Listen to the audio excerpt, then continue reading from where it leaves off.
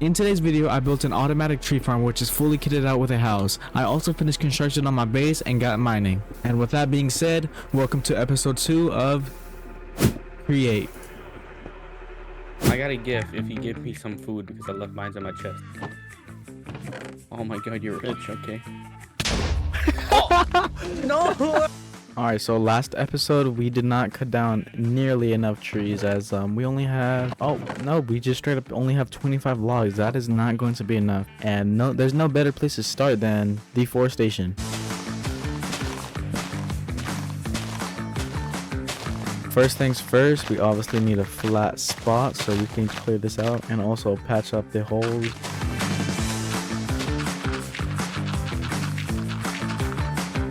Okay, now this seems like a big enough spot now, so I'm just gonna go ahead and start building.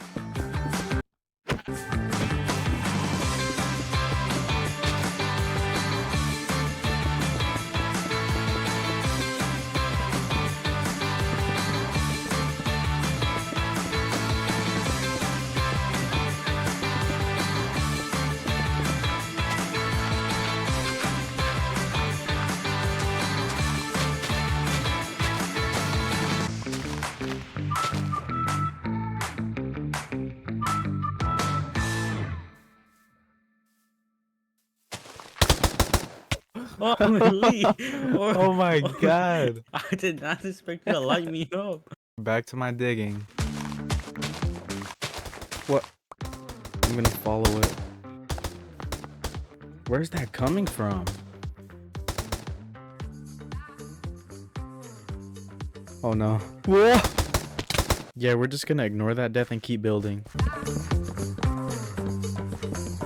So I think that's all I'm gonna do today for my house. I'll finish the floor off camera, maybe even finish the house. But what I want to focus on right now is going to be the sifting machine. We can get like copper, zinc, iron, gold, coal, and experience from it. That's really OP. Alright, so I have actually set up the little sifting machine here, and all that's left to do is actually hook up the power. But first we're gonna have to gear ratio this using cogwheels, large cogwheels, and casings. This is going to look very messy, but it is what it is. Alright, now all that is left to do is adding the lava and water. There you go, it is working. Now we just need to put 2 andesite funnels, one right here and one right here. Now they should be collecting. Now all that's left to do is actually put in our lava source. And perfect, that is actually working exactly as intended. How long have you been there? Yeah, I've been here for a good like 5 minutes watching you build that.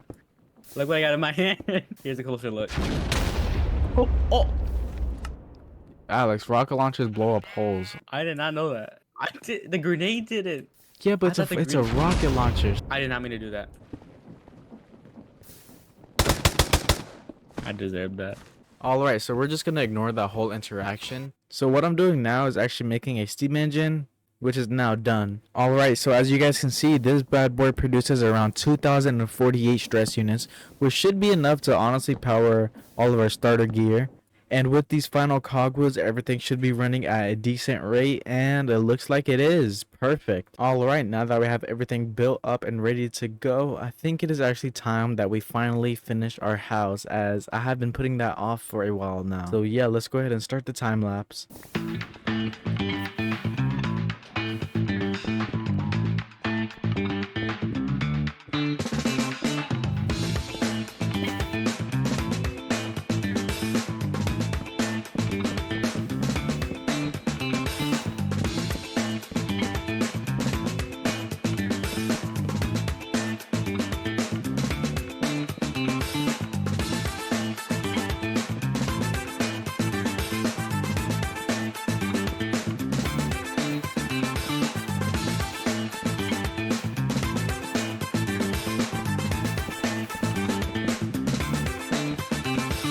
Alright, so I finished my house, but yeah, I'm not proud of this. But that's okay because this house is not going to stick around for long. But that is an issue for another day. But for now, I'm planning on heading to the Nether.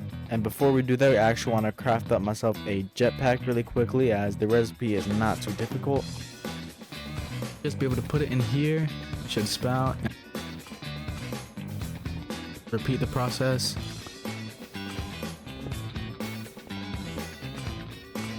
And just like that, we have ourselves a hydraulic engine. Next up, we're gonna need 4 copper, congruent andesite alloy, and 2 fluid tanks, which is not difficult at all. And this requires water, which I'll show you guys how to actually put it in here. So how this works is you're gonna have to have this in your offhand, and then you're gonna have to throw down some water. And just like that, as you guys can see, it filled up with 100. We can just fill that up. I can fly. Well, this looks a little weird with a backpack, but you know, that's fine. All right, we're now ready to go to the Nether. I'm not sure where I want to build this portal. Right here's a good spot. All right, so I think I'm just gonna go head this way, looking for a Nether fortress. Hopefully we find one. I don't want to spend too long in here, and I will come back to you guys. All right, so I didn't actually tell you guys why I needed to go to the Nether. Now you might think because I'm going to the Nether, I'm going to get some pearls and you know stuff. That's not the case, because in the create mod, you can actually acquire a new material from the Nether, which is called brass. You can filter stuff. Brass. Insane. Train. You can make train. Oh, I finally found it. Finally. Okay. Right click. Gone. Oh my god, I got a skull. Why are there so many blaze spawners? Why are there so many mobs? I have so many questions. Go. Oh my god. Oh my. I successfully managed to move it a block. Okay, we're gonna leave that there. We're gonna go home. All right, now that I am home, I think I'm gonna go ahead and make the brass. That way I can make some deployers, because I do want to start a tree farm in this episode. But I made a drill first. Now that we have brass, I can finally start work on the tree farm, which I also want to make it look like a lumber mill. And in order to build a lumber mill, we are going to need a few things. One of the main things is definitely going to be some deployers and some saws. To make some deployers, we already have some rose quartz, so I can just go ahead and craft them up. I don't know why this is a feature. Alright, so I think I have everything I need. I just need to find a location to build this. And yeah, I need to flatten this out first. I'll be right back.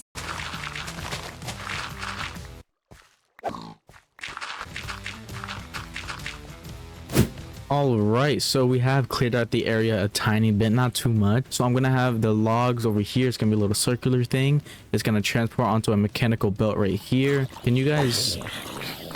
God. All right, thank you. So the wood will go onto a belt and split into 3, and I don't really have this planned out yet, but you know, we might as well go ahead and start building the actual tree farm itself. We can place the saws. 1 2 3 4 5 6 7 8. Go ahead and place the barrels. All right, now that the deployers are installed, the only thing that is left to do is replacing the floor with grass and putting in the saplings. Now we know that it works. I am putting the portable storage interface. Now this is actually what allows us to collect the items. So without this, the whole thing would not work one bit. And you can put a chute right here and then just put the chest right there, and that should start working. I'm gonna go ahead and turn it on. Then whenever that completes this loop, it will put it into there, but we need a chute to actually, you know, collect the stuff. Without the chute, there's no point of this farm. All right, and then we just place this in here and click the wrench. And now for the moment of truth. And now when I open this chest, everything should be in there. Hopefully it is. Yes, that is so useful. We actually already have a stack. We have 2 stacks. That's already. All right, so next up, I think I'm gonna go ahead and build the little thing, but I have a problem. To build this thing, I'm going to need dark oak, which I have no clue where to find that at. I'm just gonna fly until I find the dark oak biome, basically. This is actually torture. All right, so I'm pretty positive that I have everything, so I'm just gonna go ahead and start building, and I promise that this is the last time lapse of the video.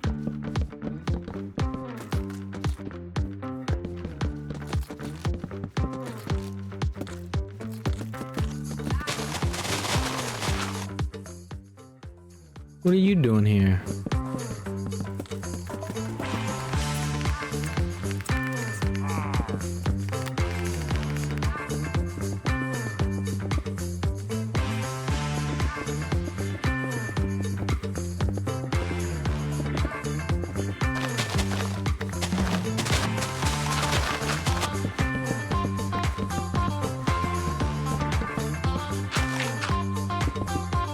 All right, I have finished the build. It's not looking too good, but it's also not looking too bad, which is that's the main point I'm trying to go for here. So this obviously is not the final product, but I am going to decorate it later. But I did bring a water wheel because we need power in order to power the belts.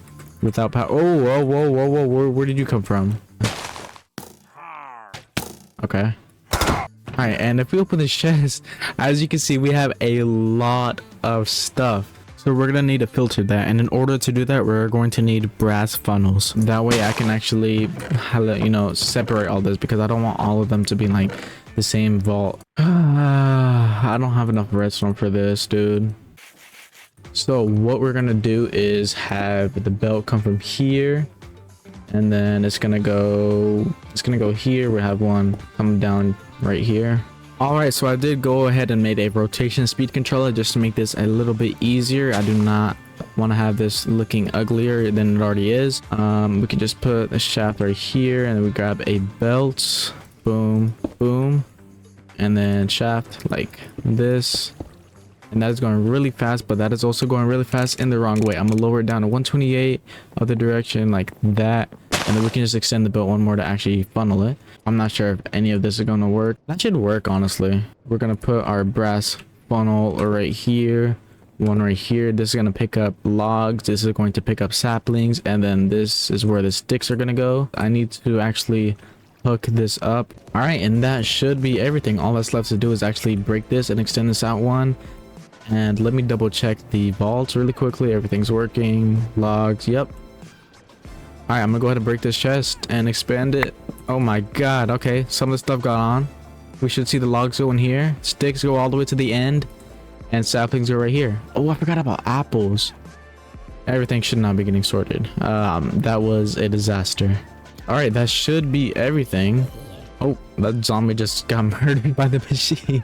So as you guys can see, I did add a display board, and how this works is you have a smart observer going into the vault or storage you want to display, and then you're gonna have a redstone link, or sorry, a display link hooked up to the board, and then you just place it right here, and then you can filter out like what you want, you know, stuff like that. And I think that is going to be the end of today's video. If you liked it, make sure you leave a like, comment, subscribe, all that cool stuff. Okay, bye. Why you shoot me down? Oh no, I just felt like it. Oh, mother. Nah, nah. Nah, nah, nah.